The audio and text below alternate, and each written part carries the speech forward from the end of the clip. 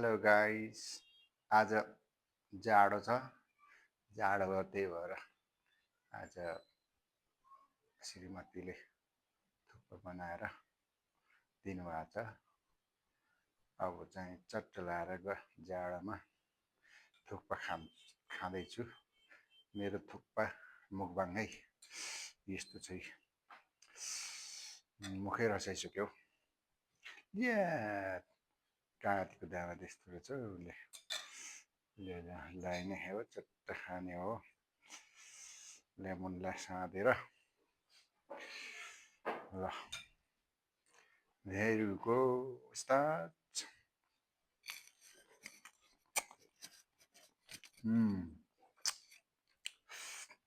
Delicious. मिठो छ,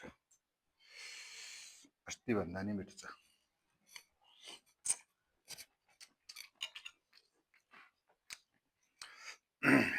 जाडो महिनामा थुक्पा खानुको मजै बेग्लै छ।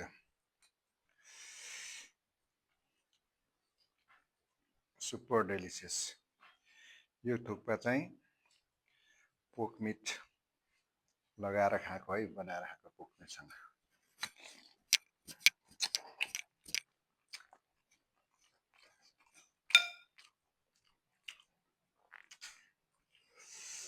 जाडो सधैँ बाहिर, यी सबै ढोका झ्याल थुनिएर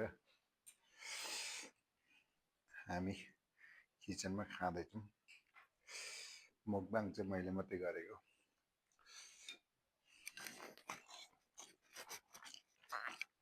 मेरो मिसेसले पनि खाँदै हुनुहुन्छ उतापट्टि, म चाहिँ यतापट्टि। मैले चाहिँ यसो भिडियो बनाएर मनोरञ्जन लिएको नि।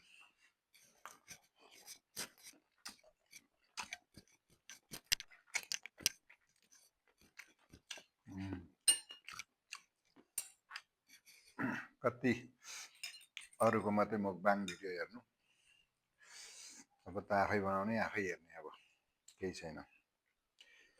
मुखबाङ भनेको चाहिँ कोरियन भाषा हो यो।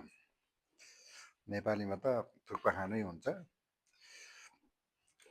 कोरियन भाषामा चाहिँ मुख भनेको खानु, बाङ भनेको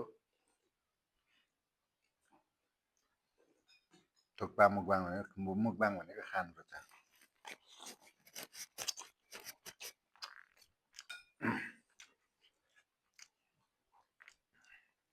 मान्छेहरूले मुखबाङ कति धेरै धेरै खाएको, राम्रो राम्रो। त्यसरी खायो भने त मान्छे के हुन्छ नि हौ, त्यसै टुनटुन। झन् त्यति सधैँ खाने हो भने त मान्छे त झन् फुटबलै हुन्छ होला घाँटी गोला नगोला।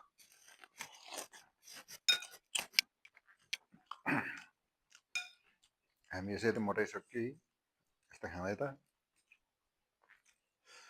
मुखबाङ पनि कति हो कति, कसैको थुक्पा मुखबाङ, चाउमिन मुखबाङ, मोमो मुखबाङ, बार्बेक्यू मुखबाङ, चटपटे मुखबाङ,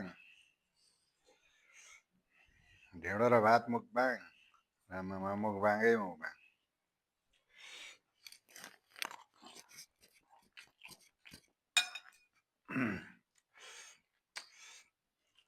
दामी छ।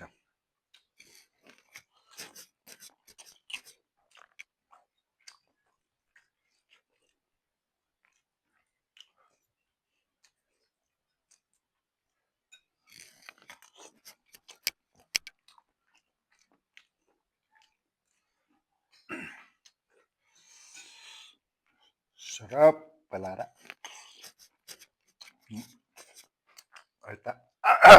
अलिक तातो छ।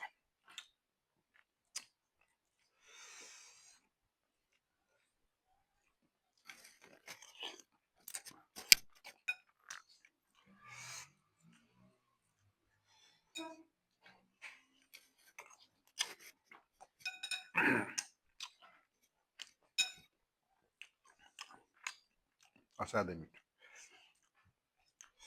राईको छोरो भएर होला, सुँगुरको मासु चाहिँ फेभरेट हो। फेरि असाध्यै मनपर्छ।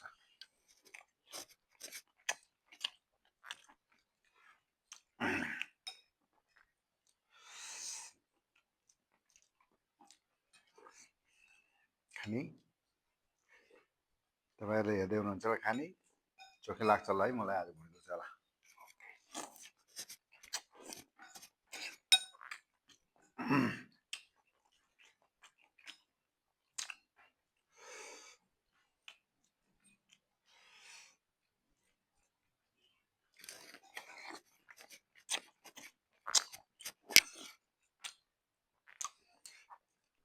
उहिले उहिले धरानमा हुँदा खुब खाइन्थ्यो धराने थुक्पा पूर्वकै फेमस थुक्पा थियो अहिले धरानबाट हटेर माथि हिले धनकुरातिर पुगेछ दार्जिलिङतिर पुगेछ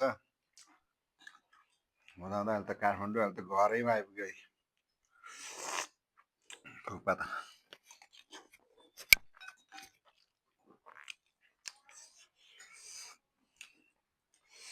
मलाई थुक्पा किन किन मेरै मिसेसले बनाएको असाध्यै मनपर्छ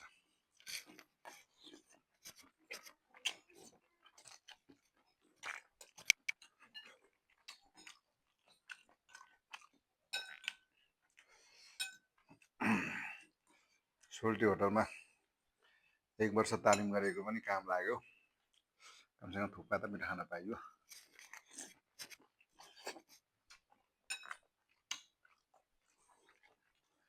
थुक्पा होइन सबै खानेकुरा एकदम मिठो छ मिठो बनाउँछिन् जस मिठो मिठो खाना पाइहाल्छ होटल तालिम गरेर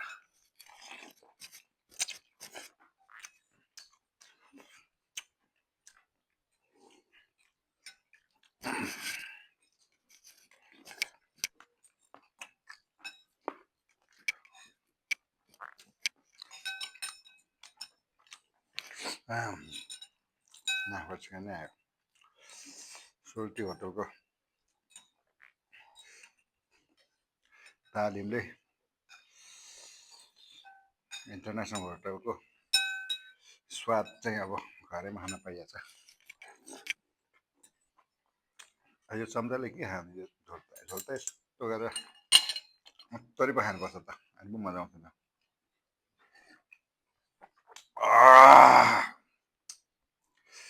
गाउँमा हुँदाखेरि जाँड यसरी खान्थ्यो डब्बामा लाएर अहिले थुक्पा खाने त आएर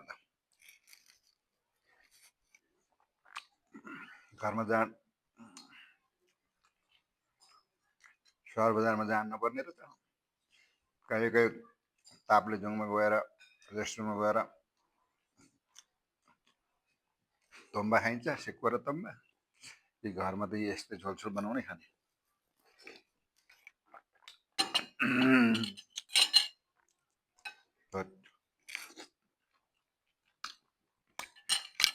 कस्तो अमिलो घाँटी त अमिलो पो हुँदो रहेछ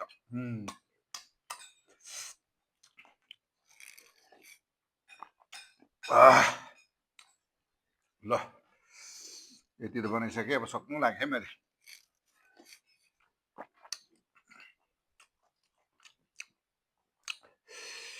world number 1 best thukpa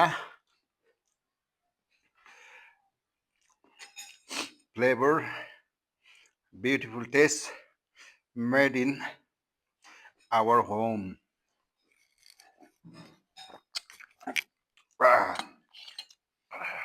झन् नाकबाट निस्क्यो पो